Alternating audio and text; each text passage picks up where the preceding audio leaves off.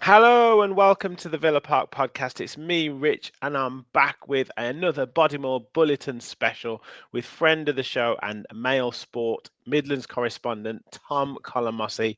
How are you doing, Tom? Great to see you, mate. Good to see you, Rich. Yeah, I'm well, thank you. Looking forward to it. Great. Well, yes, as before we came on the show, I just mentioned about kind of it seems to be international breaks or around pre-season that, you kind of, I don't know whether it's your popularity or you cause a bit of a storm in a teacup, particularly on social media with Aston Villa fans. But what I would say is the last time we had you on, we talked around kind of the pressure that was on Villa to sell in that kind of June the 30th deadline for PSR, and got lots of comments, lots of kind of people reacting to it. But you were ultimately proved to be absolutely 100% correct. And this article, you've kind of talked around the protection that Villa have put around Unai Emery that potentially keeps him within the club a little bit more. But alongside that, I guess the pressure and the need to kind of match Emery's ambition with Villa to finish in those Champions League places. So yeah, just talk us through that kind of your thoughts and what you've kind of gathered in terms of the inside track of what is happening with Aston Villa at the minute. Well, today, of course, Morgan Rogers has signed a new contract. That's been trailed for quite some time. And it maintains a trend, really. I think since Tyrone Mings signed his new deal at the start of 2023, Rogers will be the eighth first teamer who's signed a new deal with significantly increased money. And that's to be expected because Villa are now a Champions League club and they aspire to stay at that level. But it is so difficult to stay there. We had a briefing with a few journalists had a briefing with Monchi, which was on the record, and we wrote about it. And one of the quotes he said was that we shouldn't be afraid to sell. Selling players is our revenue, because they can't generate the revenue that Manchester United, Liverpool, Arsenal to an extent can through match day sales and just general kind of profile around the world that Villa don't quite have yet. But yeah, I think if you look at the piece I wrote, I do think there'll be, not just for Aston Villa, but there'll be another PSR reckoning to an extent next summer. And if you haven't got a guarantee of Champions League money coming in down the line, obviously you've got more room for manoeuvre, in the years to come. Yeah, absolutely. And when you're saying about kind of the eighth player to go on, a longer term contract, increase money, etc., I would assume that that's also kind of protecting those assets that little bit more, raising the price of someone if it were to be that they do have to dip into the transfer market in terms of selling a player that's going to be of a higher value. That's right. And I think I wrote in the piece that forget salaries and PSR and the financial side of it for a moment. I don't think the Watkins Duran situation is sustainable in the long term. As if you look at it, last season, Watkins was the absolute undisputed number one. They had problems with Duran. He wanted to play more. Let's not make any bones about it. They did everything they could to move him on last January and to an extent in the summer. Now, he made a very good start to the season, but I don't think either him or Watkins wants to be sharing playing time. Yeah. Watkins has been substituted I think I said in the piece 6 times already between the 60th and 70th minute mark. That only happened once last season, and that was in a dead rubber against Palace at the end of that, where Villa's Champions League position was secured. So, and it's Emery said a couple of months ago, look, I want to try and find a way to, where they can play together. And if he hasn't found that, then probably there isn't one, because very few managers work as hard as he does on the tactical side of the game, and he won't want to move Morgan Rogers out of that central position. So I think that's going to be a really interesting thing to manage, because Watkins, like a lot of players, who are away at summer tournaments, they take a bit of time to get up to speed. But he hasn't quite looked himself, I don't think, or certainly the real Ollie Watkins, the one of the best Premier League strikers of the last 2 years. And I can't see a situation where they start next season in this position where, Watkins is number 1 striker, but Duran's kind of number 1.5 rather than Yeah.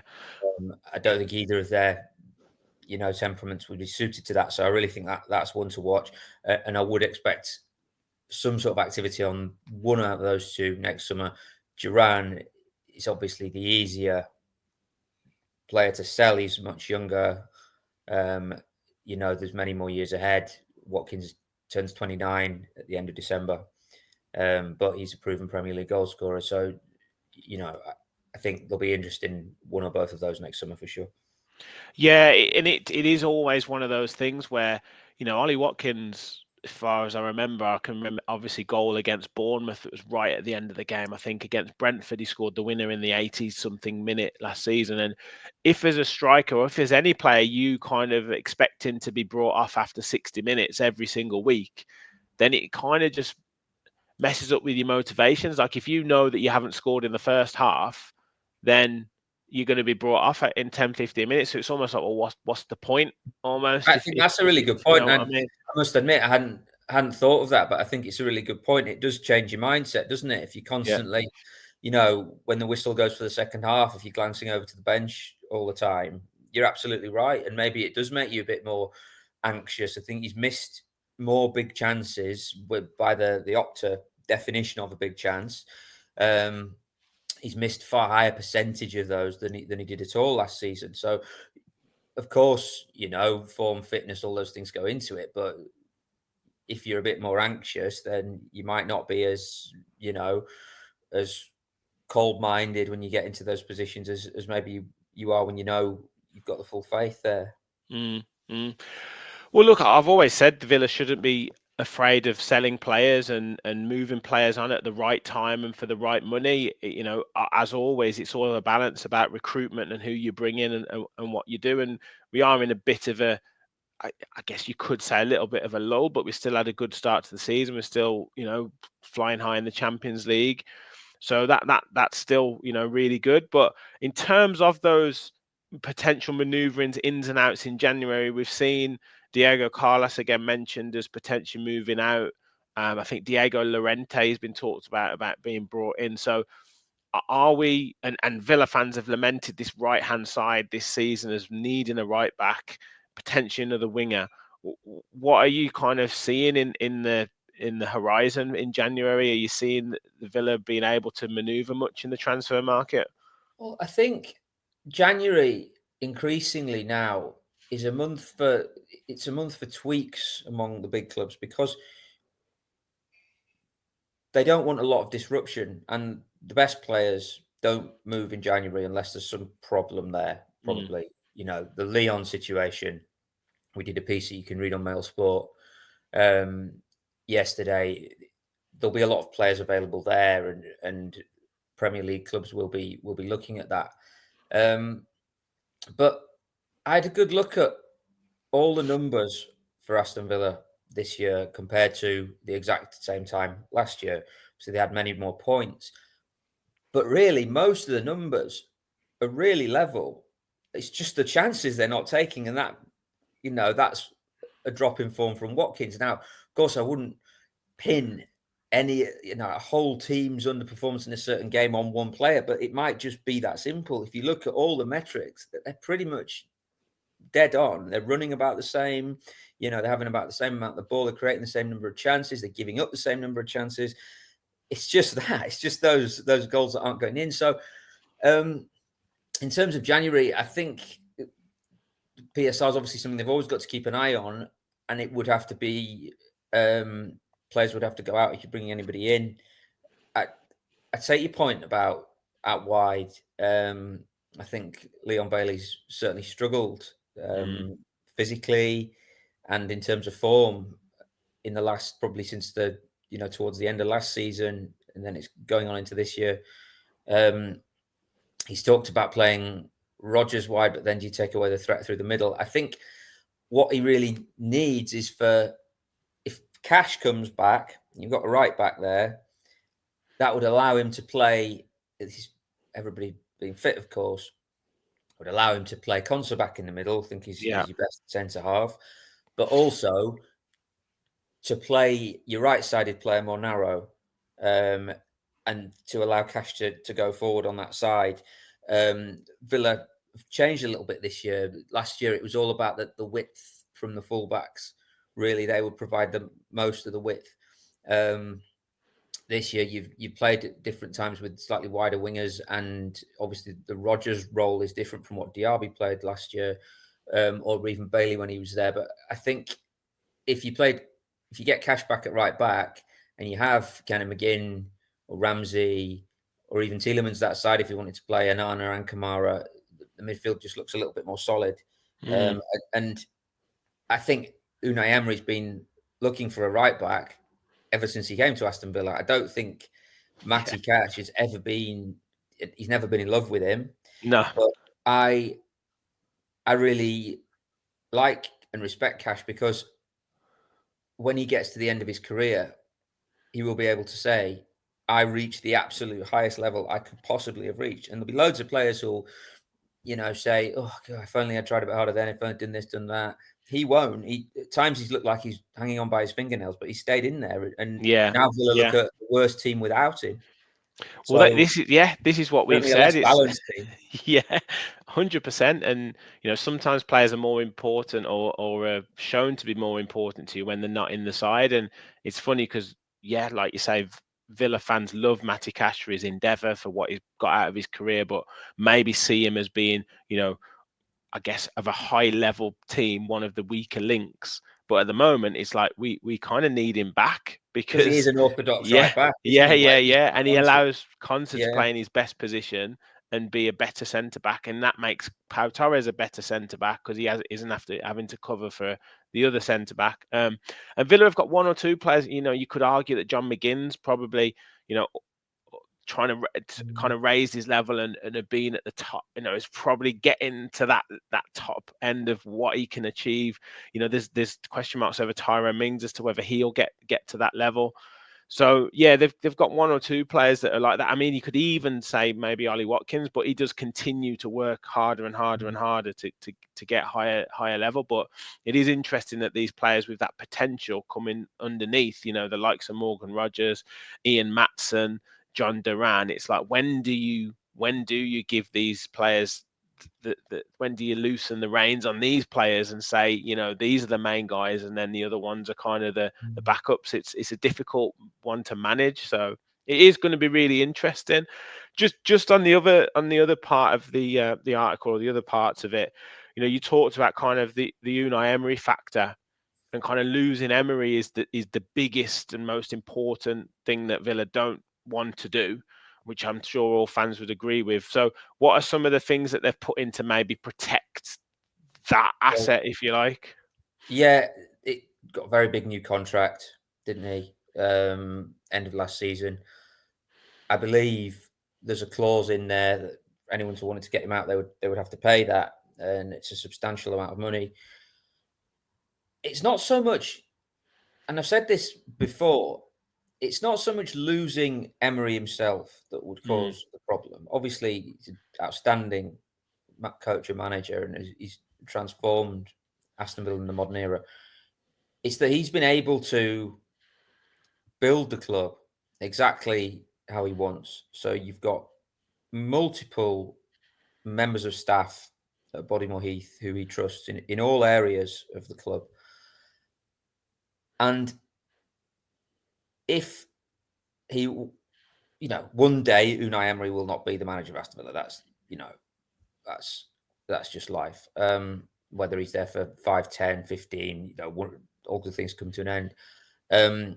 Whenever that time happens, you'll essentially have scorched earth, because I can't imagine Emery goes, Monchi going to stay? I don't think so. Damian Vidagani stay? I don't think so. The coaches wouldn't stay. See, the whole structure is him. It's interesting because in the modern era, clubs have been moving away much more from that style of structure. You have your kind of sporting director who's there. The only one comparable really is Manchester City. Obviously, they had Cheeky Bajirstein and Ferran Soriano alongside Guardiola. But even when Guardiola goes, there's still quite a structure there, across the sort of City football group and everything. Villa is more like, I think, Manchester United under Alex Ferguson or Arsenal under Arsene Wenger. It's almost a throwback, really, that figure of the all-powerful manager. And I just wonder sometimes, look, who am I to criticise it? It's been a roaring success. They got in the Champions League inside 2 years after being kind of 15th in the league, going nowhere under Steven Gerrard. They went all in on him and it's paid off.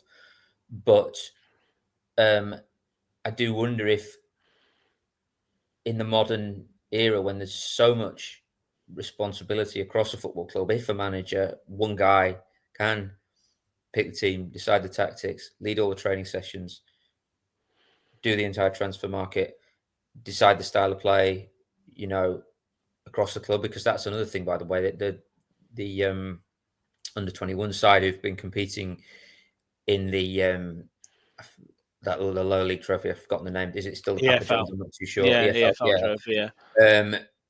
Have been playing exactly the way that the modern day Villa play, or the first team play. So his stamp is on absolutely everything around the club, and you just wonder for how long that's sustainable, But yeah, it's going very well so far, despite that little wobble for the international break. It's a big period coming up, though, isn't it? Yes. The Crystal Palace at home, you think will be okay, but then Chelsea away will be a tough fixture. Juventus in the Champions League in the middle of that. So yeah, lots of important tests to come. Yeah, it's a big period, as we know. I think it's like the 7 games in sort of the end of November, coming up to Christmas period, which is massive. And they've got, I think, in the Premier League, 3 home games out of 4. Chelsea being the away game in between. If they can, get 9 points, you're thinking win those home games and then see what you can get from Chelsea. You sometimes you don't know what Chelsea's going to turn up, which is kind of like every team in the Premier League at the moment. You're not quite sure what version of that side is going to turn up, barring sort of Liverpool, who've been You're right, yeah, being consistent. So it is interesting, and that takes me to kind of my final question around that is, we talked before we came on about the sort of pressure to finish in those European spots, particularly the Champions League spots. And I guess, what would it mean for Unai Emery if Villa don't finish in those Champions League spots, or maybe even if they do, because we heard sort of the rumours around Man United, saying that, oh well, if Man United called it up for Unai Emery, he would walk to Manchester, and kind of that's when the contract was put on the table for him. But Bayern Munich obviously inquired as well. I think you talked about that in the summer. So I guess what would it mean, in terms of Emery's future? Say we didn't qualify for European football or for Champions League football. I don't think it's that cut and dried. I don't think it's that they get there and he stays. They don't get there, he goes. I don't think it's like that. I'd expect him to be there for the long term. I really would. He's got, not only has he got the contract, the club is structured in exactly the way he would want it to be structured, and it's very difficult to get him out. No club really around the world, apart from a couple at the moment, is flush. They people that want to just pay and pay and pay and pay. Those days are gone.